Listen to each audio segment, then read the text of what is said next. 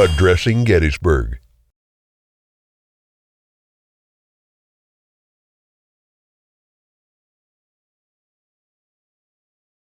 Some introductions here. AG Club addressing Gettysburg mashup here, doing a special with the other most famous man in Gettysburg, the co-host of the wildly popular Battle of Gettysburg podcast, Mr.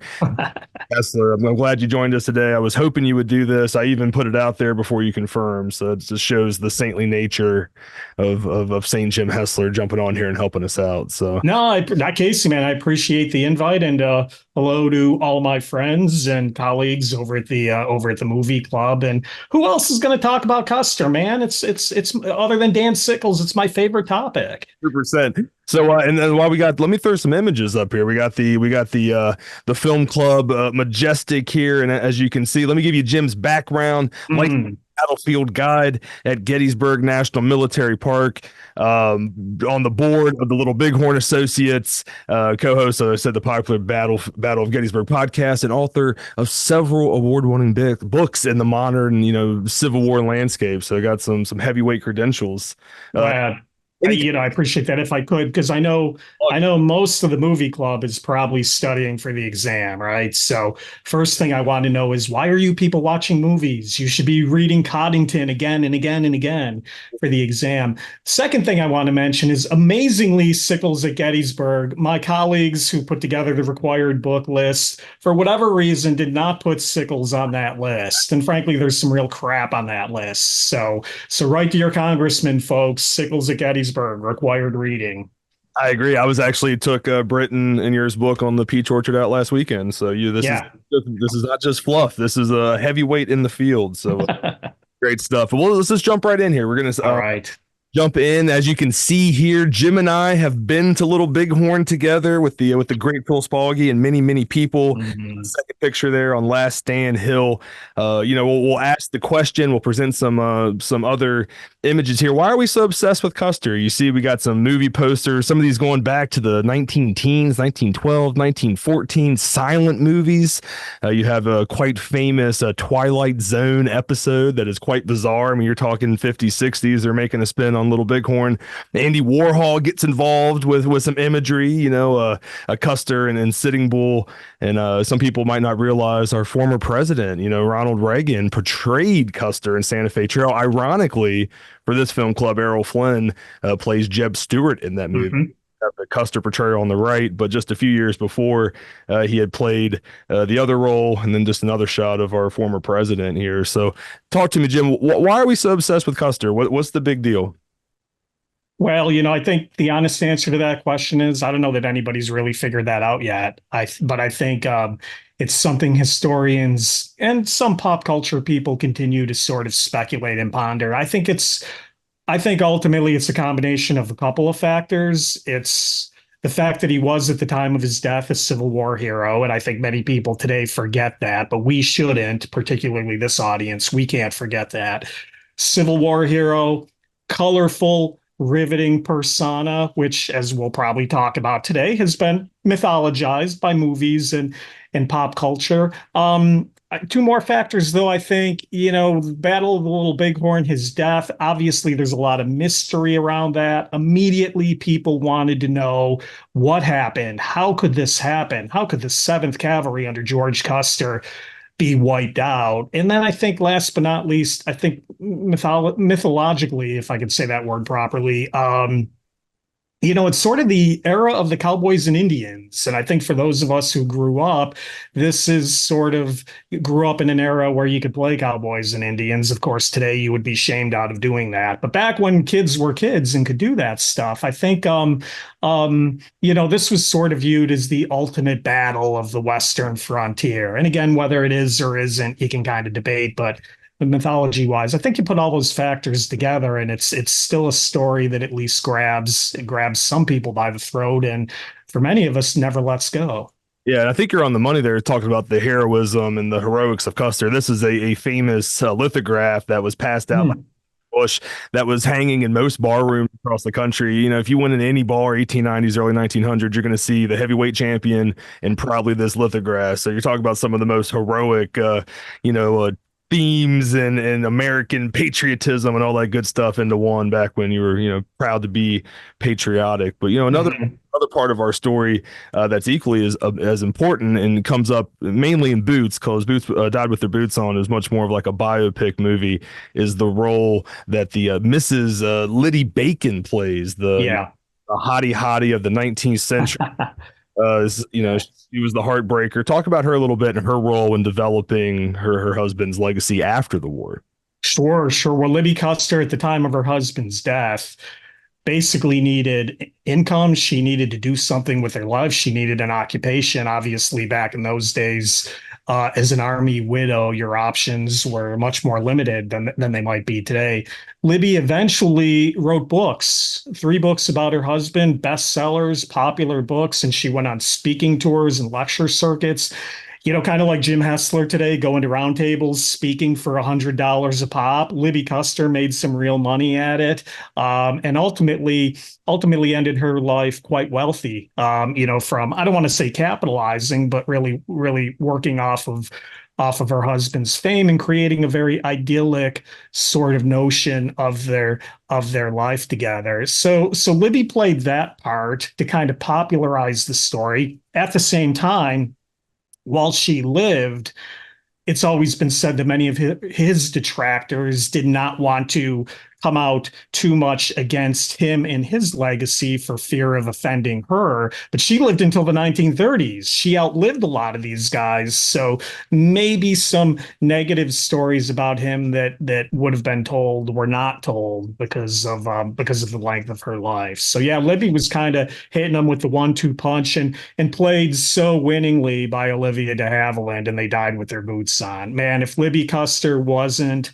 Olivia de Havilland, she should have been. Yeah, no, I agree. That's my favorite golden age actress. She's a Mm-hmm. queen. So, but before he bags Liddy, we have to take him back to this handsome devil. He has to show up at West Point. Not exactly this image that they give us in the movie. Yes. So let's talk about that a little bit. Custer shows up in the movie. He has this, tons of luggage. He has like a young black kid escorting him. He rolls in with his shiny uniform. He starts Dogs. about Maria, the dogs. He's talking about Marat and his uniform. So does destined for the cavalry. So talk to that a little bit. Is he even aware of Marat? Does he have a propensity to the cav before he shows up? Yeah, oh boy. So if you're studying for the guide exam and taking copious notes, you can put your notebook down right now, because basically the fiction of this movie starts in Act One, Scene One.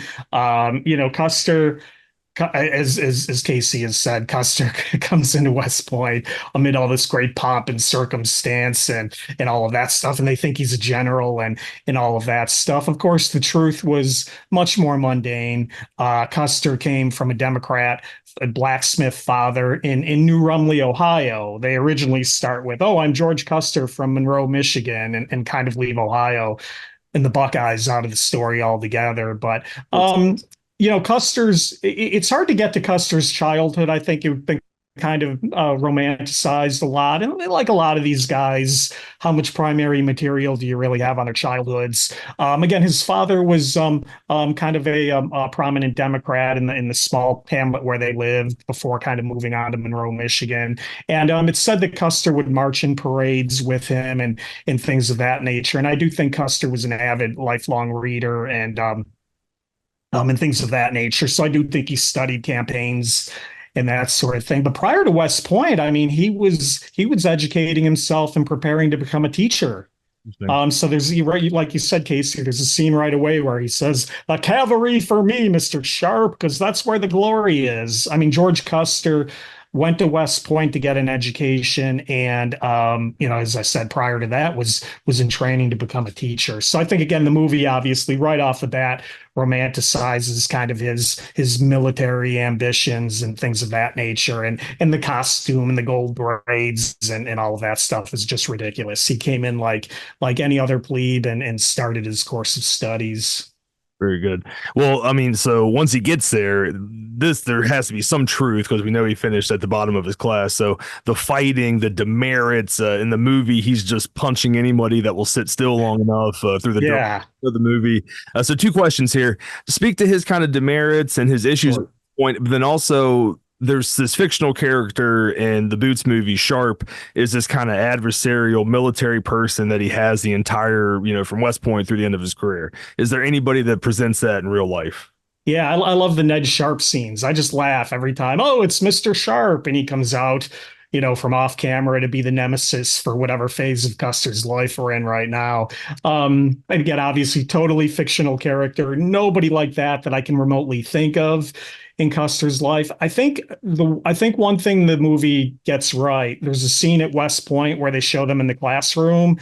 And if you notice them, they kind of have Custer, Errol Flynn, kind of at a desk off on the side, and you can tell he's not paying attention to the studies and things like that. I think they hit that right on the head. And Custer was not a good student, as most people know, piled up a record number of demerits, mostly for what a civilian might consider to be trivial infractions, but nevertheless, at West Point, discipline was disciplined. So they get that right. He's not a good student. What I don't think they get right is, like you said, and you see this at least up to leave little bighorn, punching anything that moves, kind of thing. I'll teach you, Mr. Sharp, and, crack, kind of stuff.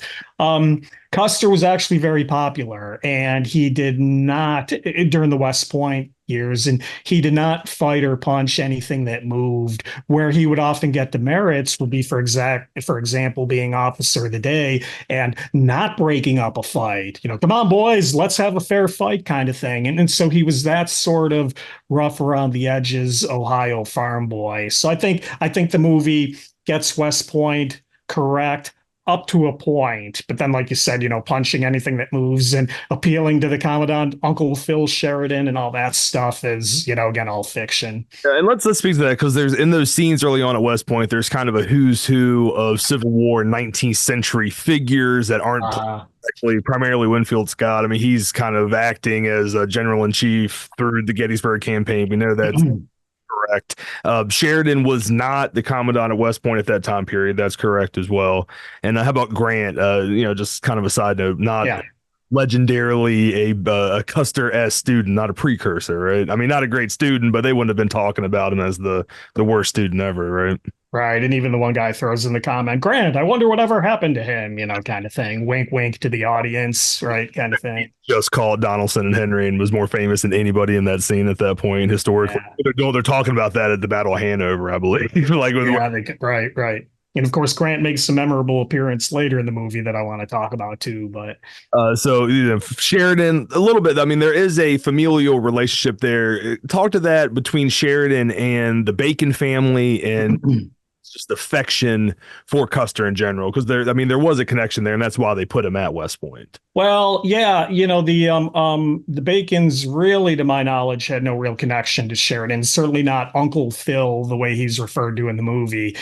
George meets Libby because she's there to see Uncle Phil. Sheridan bails Custer out, and says, "Oh, there's something about that boy I like." What they get in my opinion, what they get the essence of correct is that when Custer does meet Sheridan during the Civil War, not at West Point, Sheridan will take kind of a fatherly sort of protective relationship with Custer, and will help Custer through some troubled waters, during the later periods of his career. But that's all Civil War and afterwards, not at West Point. And again, the whole thing with Uncle Phil being a family friend of the Bacons, not accurate at all. So again, it's kind of one of those things, you get the essence of it sort of correct without getting any fact whatsoever correct. Sure, man. But that's historical fiction, right, folks? They don't have to get anything right. It's just get the feeling, right? Get the feeling, and that's all we need to do. Yeah, for sure. And you spoke to something there also. The war breaks out but a big part of that's politics. And in the movie with In Boots, when Custer is kind of like, oh, well, Lincoln's been elected, and kind of prophesies that this is going to end up in a war. Get ready, boys. So let's talk a little bit about the politics. Custer, you had mentioned he came from a Democratic family. How does that hinder and help his career, especially during the Civil War and afterwards? Yeah, good question. T.J. Stiles, the Pulitzer Prize winning Custer biographer, Stiles referred to Custer's politics, if I remember correctly, as pragmatic. I would sort of refer to Custer's politics as flexible. Well, what I kind of see is being the son of a Democrat, and Emanuel Custer was kind of a loud, in-your-face Democrat. Emanuel Custer today would be on X and Facebook every day posting for his party and all of that stuff. And I think initially the boy follows the father. And so I think initially for Lincoln's first election, Custer being a Democrat probably was not in favor of Lincoln. Lincoln a Republican, the Custers are Democrats. So I think it's kind of drawn along party lines. But Custer, the boy growing into the man, was pro-union. And so even if he didn't necessarily support Lincoln directly, Custer clearly was pro-union. And that's the thing that stayed with him, throughout the Civil War. So he was pro-union, maybe not pro-Lincoln initially, but then later on, as you get into the Civil War, one of the first staffs that Custer serves on is George McClellan, and Custer and McClellan became quite fond of each other. And this is the thing you see with Custer, these generals taking a fatherly interest in him. It's not just Phil Sheridan, it's George McClellan, it's Alfred Pleasonton, and all of these guys. So Custer, though, kind of becomes associated as a McClellanite. And obviously causes some problems in 1864. And so in 64, Custer's brigadier general promotion almost gets held up by some senators who are kind of questioning whether or not this guy is a McClellan supporter and maybe not pro-administration. And Custer has to kind of write some letters and such and say, look, I like McClellan and he's like a father to me, but I'm a soldier and I have never let politics get in the way of my soldierly responsibilities to the country. And I think for the most part, that's kind of how I would describe Custer's politics during the course of the Civil War. Yep, very good. My camera just died, so we're just going to roll. I saw that. I thought you were shutting out on me. No, we're just going to roll with the PowerPoint images. Just had to see your handsome face. The one in that is perfectly, I'm sure, fine for everybody. But let's talk a little bit about Gettysburg. The movie kind of takes Hanover, and we know kind of historically Custer. I'm going to take a drink as we get into this part of the movie, so go on. Yeah, and we know historically Custer's probably better known for Hunterstown and the actions on East Cav Field, and there's questions, there are statements in the movie like Custer saved the day if they can save the Rocky Top and all that sort of stuff. So let contextualize the small cavalry battles leading up to Gettysburg and how they fit into the campaign. So. Well, sure. So, where do you go? So, obviously, for this audience, being a Gettysburg audience, I'm sure there was probably a lot of things you would snicker at during the Gettysburg portion of They Died with Their Boots On. I love kind of the whole thing with Winfield Scott doing play-by-play from the War Department. Hanover, if Stuart goes to Hanover, all is lost. Right. And then somebody hands him a telegraph. He's thrown in the 7th Michigan, and stuff like that. Obviously, that whole thing is just hilarious if you know anything about the Gettysburg campaign. I mean, Custer's promoted on the eve of Gettysburg. I'm sure most in the AG audience know that. The movie portrays it as an accident, kind of a mix-up in writing orders at the War Department. It was no accident. Alfred Pleasonton put in for the promotion, along as we know, with a couple of other generals. So Custer, not an accident. What the movie does get right is it probably was a surprise to people. I think some of the people in that circle were like, Custer, what? But a surprise, but not an accident. So the newly appointed Brigadier General of Volunteers joins the Michigan Brigade, and they get their first taste of him at the Battle of Hanover on the 30th of June. They then see him leading a charge at Hunterstown on July 2nd. And then, of course, we have East Cavalry Field on July 3rd. They died with their boots on, and things like that are guilty of perpetuating the notion that the East Cavalry Field fight won the Battle of Gettysburg. And I think, I never diminish that. I'm a huge East Cavalry Field fan. It is Cavalry Valhalla, as Mike Phipps used to say. It doesn't need any embellishment. It's a great cavalry fight. But I don't think there's many serious Gettysburg or Civil War scholars alive today who think East Cavalry Field won the Civil War or the Battle of Gettysburg. And so I think, the movie is definitely guilty of perpetuating something along those lines. What you do have at East Cavalry Field is this young brigadier, ordered by General David M. Gregg, who's totally absent in the movie. No Gregg. It's just Custer riding in and going in after charge after charge. But what East Cavalry Field is Gregg and Custer trying to hold a strategic intersection at the Hanover Low Dutch roads, and they hold it. And Custer and the Wolverines lead several spirited charges that will push Stuart's forces back. Period. Full stop. You don't need to embellish the legend based on that, but certainly East Cavalry Field is the beginning of the Custer legend. Yeah, for sure. Yeah, and furthermore, we know he makes it through the Civil War down here in Winchester. He is all over the valley. I mean, he stays through Christmas at Camp Russell, right down the road where I'm at, before he heads down towards Richmond, and he's around for the. He's not in the room. We were just in Appomattox about a year ago where we know Custer kind of might have been in the room, leaves the room, takes a little walk, maybe comes back. There's a lot of history to that, but we know that he is one of the most popular Union generals by the time the Civil War ends, one of the most popular names.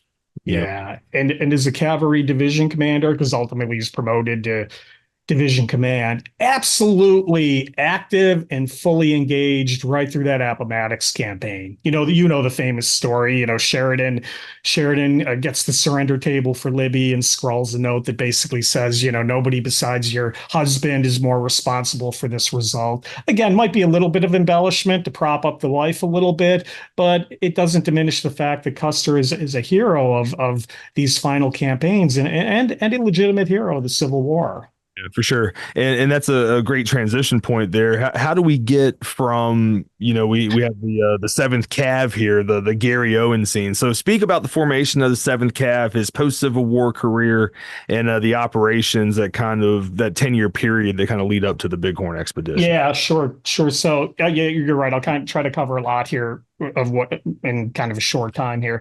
But when Custer is mustered out at the end of the Civil War, he does look for other opportunities, business opportunities in New York. He initially is seriously considering taking a military position, I think, down in Mexico. But Phil Sheridan and Libby both highly, discourage him from doing that. So what they died with their boots on kind of gets right is the idea that maybe he is lost a little bit at the end of the Civil War, as a lot of officers would have been. What do I do next?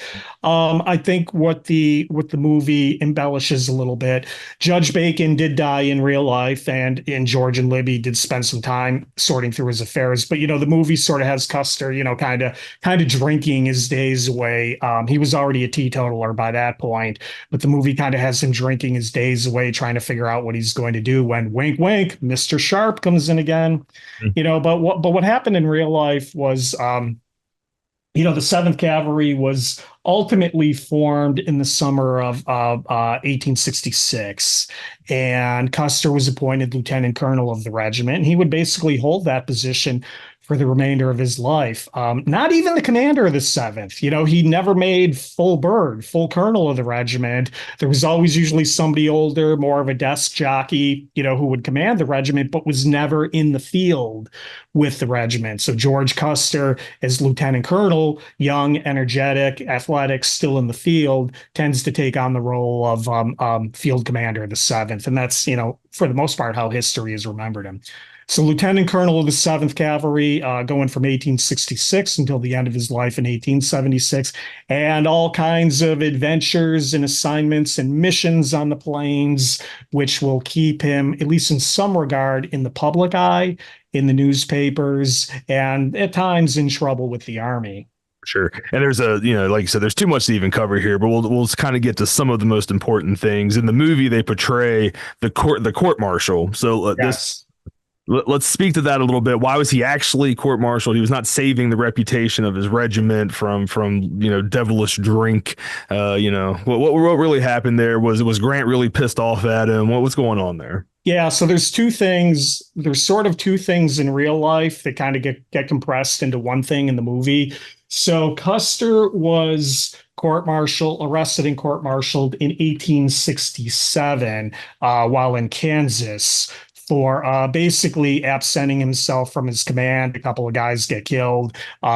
He's basically accused of going AWOL to basically go and visit Libby. And he is court-martialed for that and ultimately suspended for close to 1 year from some late 1867 into the fall of 1868, when there's Sheridan again, Phil Sheridan steps in and gets Custer's sentence ended a little bit early because Sheridan wants to campaign against the Southern Cheyenne. So you have this note. So Custer's court-martialed in 67, 68. Phil Sheridan gets him off. Now you got to fast forward to kind of tie this to the movie. In 1876, the spring of 76, as they're about to undertake what will become the 1876 campaign or the Battle of Little Bighorn. In real life, Custer was ordered to Washington to testify what he knew in an impeachment scandal against Secretary of War William Belknap, who was up on corruption charges and all that stuff. Custer testified what he knew against the Grant administration, and that sent Grant against him. And because of that, Custer almost missed his last campaign. So those are two events, 1867, 1876. The movie kind of mishmashes this into one 1876 court-martial where Custer is smashing whiskey bottles at the bar, government property. He punches out Commissioner Tate because, again, they died with their boots on. Custer likes punching people. And all of this is really a scheme to get Custer out of the way so we can open up the Black Hills. So, about the only thing the movie gets right is that, yeah, at some point there was a court-martial, but the factual inaccuracy of every other aspect of it is really not there. Great. Yeah, and that's all good stuff. And so one of these mini expeditions and things that go on in that area or that period is the Black Hills expedition, which there was some historical truth, gold and the out there. So two things, image on the right, you're kind of talking about Custer's public, image in that era. He's kind of this swashbuckling, like Plains pirate, he's got the and he's always, putting images out of these animals. He's kind of living among the natives. I think at one point he even has like a Native American girlfriend. He's like out there kind of intermingling himself with the scouts and the Western culture and everything. And then there's gold. So there is gold. Tell us historically about the gold, what Custer's doing then, and how we get this band of Native Americans that lead to the Battle of Little Bighorn. Sure, sure. And you touched on something there, Casey, that I think is important to try and understand the Custer story. Custer, from the 1860s to the 1870s, kind of like you said, transforms himself from Civil War guy, with the Union Blue and all that stuff. Custer transforms himself into a frontiersman during the 1870s. And as you said, hunting expeditions, Yellowstone expedition, the Black Hills expedition, when they're stationed at Fort Abraham Lincoln. And so Custer's first memoirs are not My Life in the Civil War. His first memoirs are My Life on the Plains. And that I think tells you something about how he viewed himself in the 1870s, the decade of his death. So one of those expeditions is the 1874 Black Hills expedition. And again, the movie, other than telling us there was a Black Hills and the Sioux inhabited the Black Hills, the movie gets really nothing else correct. In the movie, it's the Sharps, right? Ned Sharp is back again, and his dad, and now Tate, the guy who used to be at West Point, is now some sort of government agent. They've concocted this scheme to get settlers into the Black Hills. And Custer is the guy standing in their way. None of that is accurate whatsoever. What happened was by 1874, there was ongoing tensions between The government and the Sioux, the Black Hills, had been more or less guaranteed to the Sioux by Fort Laramie Treaty, and settlers were encroaching in the Black Hills. By 1874, though, Custer is ordered to lead an expedition of the 7th Cavalry into the Black Hills, and one of their missions is clearly to confirm for the Eastern Press, is there gold in the Black Hills? And the 7th Cavalry does that. They say, yes, we've discovered evidence of gold in the hills. That gets out to all of the newspapers. That sets off a gold rush into the Black Hills. The Army kind of throws up their hands and says, well, wait a minute, we can't stop all these people from getting into the Black Hills. Meanwhile, the Sioux are furious. Black Hills are sacred to them. This has been guaranteed to them. Another lie by Washington and that sort of thing. So you have all these tensions kind of exasperating, such that by the winter of 1876, fall of 75, winter of 76, finally guys like Sheridan and that are saying to Grant, look, you got to turn this problem over to the War Department. Let's rein in all the Indians and get Sitting Bull and his followers back on the reservation once and for all. So I hate to say it, Errol Flynn fans, but Custer really plays almost the opposite role in real life of what he does in the movie, but that's Hollywood. Yeah, for sure. And that kind of brings us to this band, which is, I think, one of the most fascinating stories of the whole Little Bighorn battle is the composition of the Americans and how they come together and how they function that summer as they're moving through the plains. I mean, do you have anything you'd like to say about that here? Just the images as an artistic, no one knows what Crazy Horse looked like. There's no images of him. So this is an artistic visualization. On the right, you have Sitting Bull, and on the left, my favorite, Chief Gull of the Hung Pupa. So let's talk a little bit about some of the chiefs and how that came together. Yeah, sure. And of course, in the movie, in my opinion, Crazy Horse and They Died with Their Boots On is the only Native American leader who gets any real screen time. I can't remember that scene in the teepee where they're all going, Cheyenne, Sioux. I can't even remember if Sitting Bull's even there, but really the movie is all Crazy Horse. And, just played stereotypically 1940s, long hair have good tongue, Crazy Horse trust long hair, kind of stuff. So there's really no opportunity in the movie to portray Crazy Horse in any accurate way possible. And like I said, I can't even remember if Sitting Bull even makes a brief appearance. What really happens in the summer of 1876 is, as I said, the Army and the government. And there's some debate over whether some of this is concocted, but you can go back and read the reports from commissioners and guys in the field basically saying, look, you got to do something about Sitting Bull and his band of followers. They're terrorizing people out here and that sort of thing. And so the winter of 76, January or so, they basically, Sheridan and the team, they come up with this plan that's basically, okay, we're going to send a note out to the Indians in the field, basically saying you have until January 31st, I think it is, to come into the reservations or be declared hostile. And it's a ridiculous notion. These messages are not going to get out into the field in the dead of winter. And frankly, a lot guys like Sitting Bull would have ignored it anyways. So what you have in 1876 is a lot of these guys who would be out in the field anyways in the summer, kind of now all banding together. Crazy Horse and some of the villages are attacked in the spring. This tells them that the Army means business. And so you eventually have Sitting Bull, Crazy Horse, their followers coming together into this one large village that ultimately Custer is going to stumble into, on the morning and the afternoon of June 25th. Yeah, very, very good. And this kind of is another image just to kind of, we're not going to unpack the whole battle here. We'll do a little, but for AG, you did an episode with Matt that it's 2 hours on the battle. There's plenty of resources out there, but in the big scheme of things in the summer, you have 3 columns of federal forces. They have no idea where the band of Native Americans, and they're just kind of out there looking for them and tracking them almost like an animal or something, like a hunting expedition. And do you want to speak to anything about the columns here? Terry, you kind of mentioned about having these desk dogs that would send Custer out in the field. Who's Alfred Terry and some of these other folks that would have been equals of Custer in his column? Yeah, sure, I can do that. So, and again, tying it back to the movie, the movie gets it wrong. In the movie, General Terry is kind of his own column, and ultimately the 7th Cavalry moves in to save Terry from getting massacred.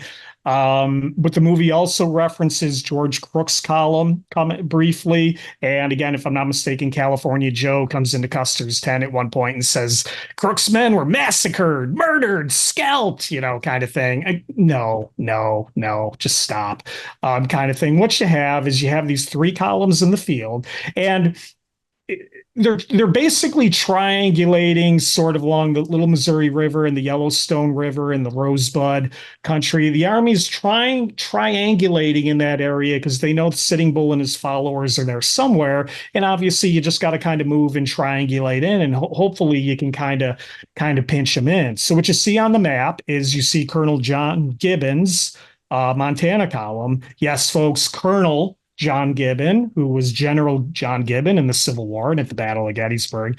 He's got a column in the field. He's sort of patrolling the northern door along the Yellowstone River. Another Civil War guy, Brigadier General George Crook, is coming up from Wyoming, and he's going to come up from the south. And then coming in from the east, from Fort Abraham Lincoln, is General Alfred Terry's column, which includes Custer and the 7th Cavalry. Custer at one point was probably going to lead that expedition. But again, as we said earlier, Custer had testified against the Grant administration, and Grant was not happy. Initially, he was going to just leave Custer behind, but they appealed to Grant. Grant said, okay, Custer can go along, but Terry is commanding the column. So these are the three columns that you kind of have in the field. And they're basically, as I've said, kind of trying to triangulate on where Sitting Bull's followers are. And there's no clear, these guys are all going to operate together. Three widely dispersed columns, and in Dakota, Montana, Wyoming cannot communicate with each other. There's no cell phones, folks, to pick up, but at least sort of they have a general understanding of which direction everybody's coming from, and maybe they can zero in on Sitting Bull's village. Sure. And maybe most important to the last stand story and what Custer gets into is just about a week or 10 days before Crook runs into a battle at the Battle of the Rosebud, where they went. Yeah. It wasn't a massacre, but they did take a bloody fight, and they're recognizing a new ferocity in fighting, a new style of fighting. And that even comes up kind of in Little Big Man. He brings up, the Indians, they only know how to fight cool and stuff like that. Maybe that is something that was in the head of some of the soldiers in the field when they weren't ready for the fight they were going to get on the Little Bighorn River in a couple of weeks. Do you have anything to say to that? Or yeah, you're right. So the Battle of the Rosebud, June 17th, Crook fights Crazy Horse and his followers. The Indians actually come out of their village and attack Crook while Crook is in camp, which again, surprises some people. But after a day-long fight, Crook is forced back, spends a couple of weeks fly fishing in the mountain while he says he's resupplying and having to get new scouts. And Crook's column is basically out of the picture for much of the rest of the summer. So it's not like it's portrayed in the movie, scalped, murdered, massacred, but there is a fight, and Crook's guys are pushed back. What's going to happen in general is kind of like you said, Casey, to the style of fighting, or that there's a general belief among the Army that the Native Americans are going to scatter. And the hardest part is not fighting them, but bringing them to battle, because usually when their villages are attacked, they scatter. They want to protect their families, their belongings, and they scatter. And that's I think the big surprise of the Battle of the Little Bighorn is that they don't scatter, but they come out and ultimately are going to fight Custer's 7th in overwhelming force. Sure. And there's quite a few factors, just, size of the village, how many combatants they have. And we're going to give just enough to make people think they know something. But Custer's urge to catch and bag non-combatants becomes something that historians have spoken about ever since the battle. Why was he, dividing and going down the coulee, why before he comes back up the last stand hill? And that's presented in Little Big Man, even. They don't say where it's at, but scene where it's like, there's people that can get us in this cool, like showing like a failure ship even before he gets to Last Stand Hill. So I think that's interesting. But as far as the battle, we have Terry in the center, but these two other fellas, Benteen and Reno, kind of are essentially same level of command to Custer is rank in the Army. Do you want to speak to where they are and what their relationship is? Sure. So I could. So the so Custer and the 7th Cavalry ride to the Little Bighorn with 12 companies. And what we see on screen is we see Alfred Terry in the middle. Again, Terry is basically Custer's boss. Terry is the department commander. Terry commands the entire wing that's kind of coming out of Fort Lincoln, while Custer still retains field command of the 7th Cavalry. The guy with the white hair on the left is Captain Frederick Benteen, one of the troop, one of the company commanders of the 7th Cavalry under Custer. Benteen is probably the closest we get to little big man's Ned Sharp, only in that Benteen is always kind of a nemesis, kind of trying to needle and stick a fork in Custer's side, kind of that thorn, in his side. And Benteen, by all accounts, hates Custer and will never cease on an opportunity to give his commander a hard time. Benteen on June 25th, Benteen will be assigned with his company and 2 others, 3 companies in total, to do a reconnaissance off to the south, which will take him out of the Little Bighorn fight for a good portion of it. Speak to that. Let's set up the battlefield up. The battlefield is miles long. So we'll talk about these 3 guys get up. Oh, what happened there? I don't know. Oh man, I think the aliens are here. Anyways, there's a huge battlefield. The companies, all 12 companies get there, and there's the first, what they call divide, where Custer says, all right, I want to send Benteen on this scout. So speak to that a little bit, and we'll see this constant dividing of troops till we get to the last stand. Yeah. Okay. So, so first of all, June 22nd, Custer and the 7th Cavalry are set loose from General Terry, and their orders, the orders Terry gives Custer, are basically to follow the Indian Trail along, kind of down to along Rosebud Creek. Follow the Indian Trail. If it turns towards the Little Bighorn Valley, Terry doesn't want Custer to stay on the trail, but to go a little bit further south, reconnoiter in that direction to make sure the Indians don't escape around him. And some people also think Terry's orders are trying to buy a little extra time for Terry and John Gibbon with Gibbon's slower moving column, because Gibbon's got mostly infantry, some cavalry, but mostly infantry, to kind of get to the scene. So to your point, Casey, this is a vast country, miles separating these guys. Custer sticks to the trail, and rather than turning south, goes directly into the Little Bighorn Valley, such that on the morning of June 25th, he is at a prominence on the Little Bighorn Rosebud Divide, and the scouts are saying to him from this prominence, what we call the crow's nest, basically, we can see the Little Bighorn Valley, we can see a large Indian village, we can see a large pony herd, it looks like worms in the grass. And this is a little bit of some myth busting I'm going to do here. Custer does not want to attack on the 25th. Custer is going to reconnoiter, hold up the command, wait until the morning of the 26th to attack, which is a very similar tactic to what he did at the Battle of the Washita in 1868. Surround the village overnight and attack in the morning. Custer's scouts, however, say, no, you've been spotted, bad idea, attack now. And the scouts actually convince Custer to move ahead and attack midday on June 25th. So in doing so, again, he divides up the command. As we said, Benteen, the guy with the white hair, he gets three companies. They're going to move off to the left, the far left, and try to reconnoiter the Little Bighorn Valley from that direction. Do you see any Indians? Do you see any of the village in that direction? Going to take Benteen out of the fight. The guy on the far right, Major Marcus Reno, is essentially Custer's second in command. And what Custer tells Reno to do is take 3 companies and basically go into the southern end of the Little Bighorn Valley and attack the village, which we think is on the run. It's not on the run, but we think it is. Attack this village, which is on the run, and you will be supported by the whole command. Custer keeps 5 companies to himself, will continue northbound along the eastern end of the Little Bighorn River and meet his date with destiny. None of that is portrayed in either one of these movies. In both of these movies, Custer, even in They Died with Their Boots On, which obviously is much more favorable than Little Big Man, none of this is portrayed in either of these movies. Custer just kind of takes the whole regiment in both movies, rides into a trap, they get surrounded in a circle, and they all get killed. And, the real battle was much more complex than that.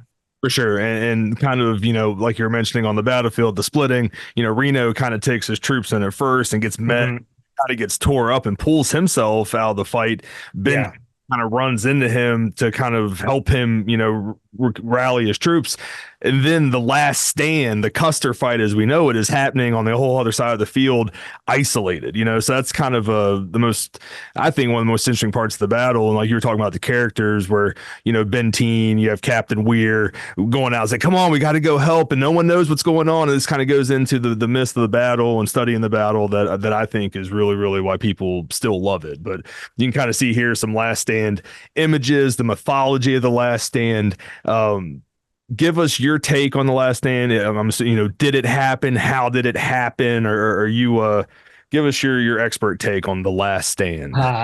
Sure. So look, as we said at the outset, the mystery of the Last Stand, what happened to Custer's five companies, is clearly something that still appeals to people. There's some great theories out there, some of them backed up by archaeology and Indian accounts. At the end of the day, nobody will ever know for sure what happened. I tend to think Custer and his five companies made some attempt to cross the Little Bighorn River at what is known as Medicine Tail Coulee area and were pushed back. As Casey alluded to, what's interesting is the Last Stand scene in Little Big Man was filmed on this part of the battlefield. So if you've never been to the Little Bighorn battlefield, but you want to try to get a sense of the terrain, this was filmed on this part of the battlefield. But in real life, Custer and his five companies, I think, were pushed back. In any event, they did not ford the river and get into the village at Medicine Tail Coulee. They continued north. Ultimately, whether they were trying to find the northern end of the village to hit, or as you alluded to earlier, some people think they are trying to bag the non-combatants and bring the warriors to bay that way. I tend to like the non-combatant theory. I know a lot of Little Bighorn students have issues with it, but I do think it makes sense given Custer's MO. But Custer, in moving north, continues to further separate himself from Reno, Benteen, and the pack train, such that, you know, while five companies are going to their doom, seven companies are basically just sitting out the fight, you know, 4 miles or so away. And Custer starts. Yeah, go on, Casey. I was going to say, what was the last order, just so we can put a little blame on Benteen and Reno? Yeah, as Custer was moving into this area, he had sent back a trumpeter to Benteen that basically said, Benteen, come on, big village, be quick, bring packs, bring packs. He's asking for help. Yeah, basically bringing the pack train or the ammunition along with it. You know, asking for help. He's basically telling Benteen, okay, we've seen the village and your scouting mission and come on to the main battlefield. But Casey, as you alluded to, Benteen comes upon Reno's shattered command as they're getting out of their valley fight, which is a disaster for Reno. Benteen makes the decision to stop and help Reno reform his command. And again, right or wrong, which is still debated today, all of this again goes to doom Custer. Look, I do think there was a last stand. Custer ultimately is surrounded.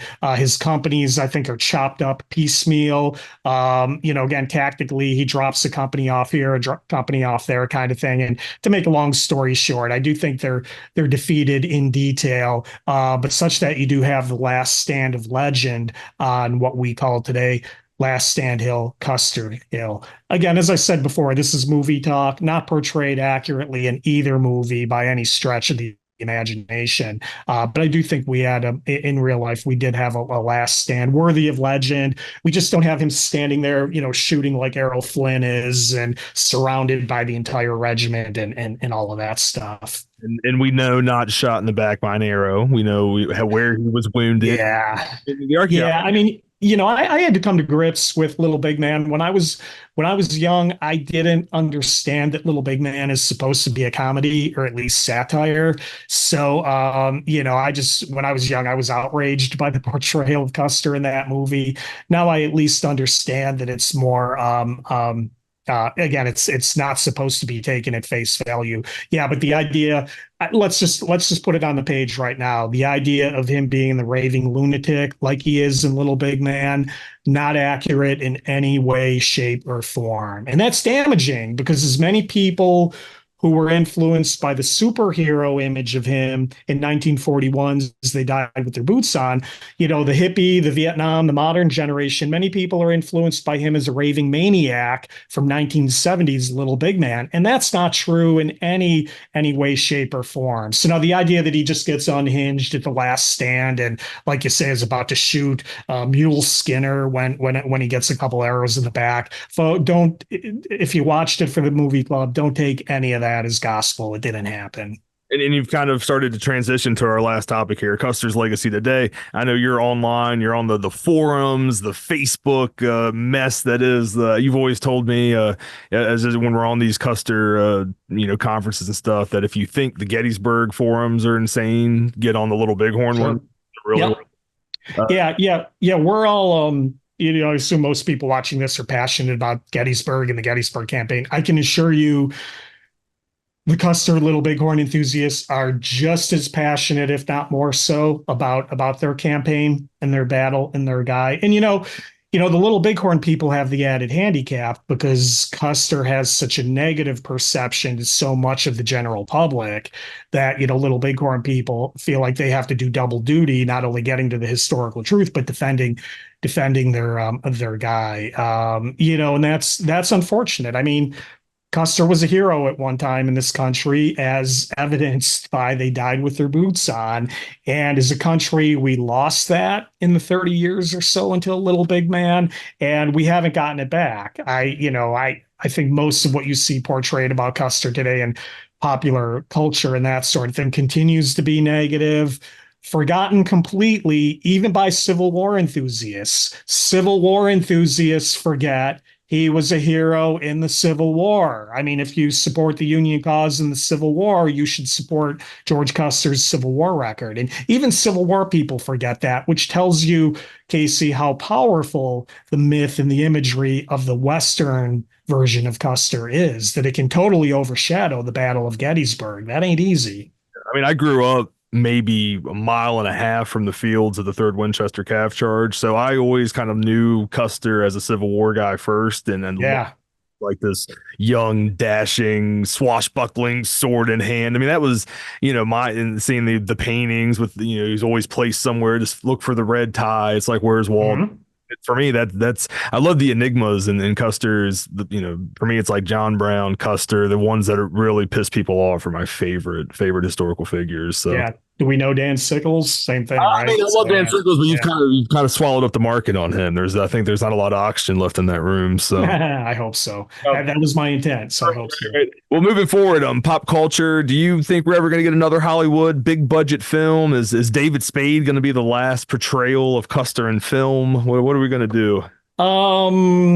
Never say never. I mean, obviously, there's been so many cultural changes in general during my lifetime. Who am I to predict what culture is going to do? I don't think personally, as Kevin Costner just found out, Westerns are not big box office these days. And I think there's been a lot of Western bombs over the last couple of decades. I don't personally think you'll ever get a big budget Custer, only because, theatrical movies today are so expensive to make. There is an audience that would want to see this. There is an audience that wanted to see Kevin Costner's Western, but when these movies cost $100 million to make, and you got to make $200 million to break even and all this crazy math.